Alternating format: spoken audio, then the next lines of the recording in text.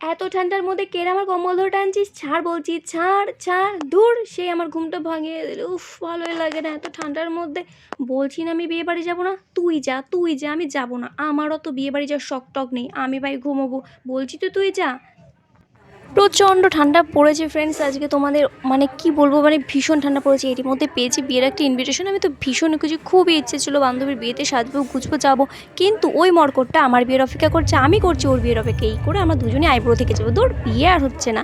আর এতে করে যেন আর একটা জিনিস লাভ হচ্ছে, সোসাইটির অভিজ্ঞ ব্যক্তিদের মানে পেটের ভাতটা ঠিকঠাক হজম হচ্ছে, বুঝলে। এত তাড়াতাড়ি বিয়ে করে নিলে তাতে আবার সমস্যা দেখা দেবে সোসাইটির, যে ওই ব্যক্তিগুলোর পেটের ভাত হজম হবে না। তাই ডিসাইড করেই নিলাম যে থাক, ওদের পেটের ভাত হজম হতে থাকুক, আর আমরাও কিছুদিন থেকে যাই।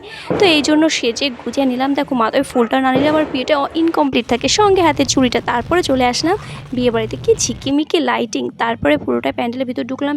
পুরো বরযাত্রীরা কিন্তু চলে এসেছিলো, এই জন্য কোণে চারপাশটা ভীষণই ভিড় ছিল। খুব চেষ্টা করছি যে কনেটাকে দেখার, দেখি তো পারি না। কে, দূর, সর না ভাই, সর না সর না, আমাকে দেখতে দে। তো ফাইনালি উফ, দেখতে গিয়েও দেখতে পেলাম না। তো এই যে এবার দেখতে পেলাম।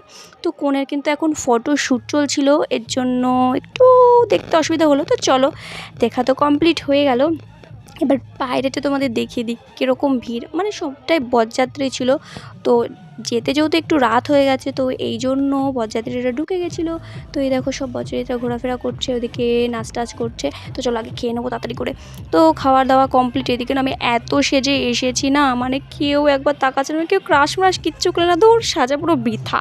এদিকে খেতে গেছিলাম, তারই মধ্যে বিয়েটা স্টার্ট হয়ে গেছে। ওই যে কনেকে নিয়ে যাচ্ছে, বরের চারপাশ দিয়ে এখন ঘুরছে। তো এই জিনিসগুলো দেখতে আমার ভীষণই ভালো লাগে। এদিকে ঠান্ডায় গাটা কিন্তু ভীষণই কাঁপছে, একদম তোমাদের সত্যি কথাটা বলেই দিলাম।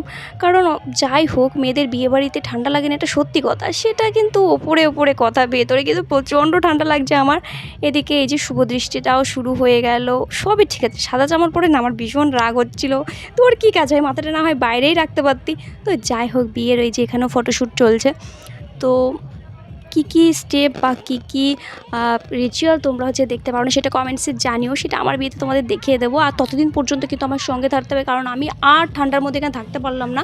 আর এই দেখো, মালা বদলটাও কমপ্লিট হয়ে গেলে এবার আমাকে বাড়ি আসতে হবে, কারণ ভীষণ ঠান্ডা লাগছে। তো এদিকে সবাই যে ডিজেতে নাচ টাচ করছিলো, আর আমরা তখন বাড়ি চলে আসবো।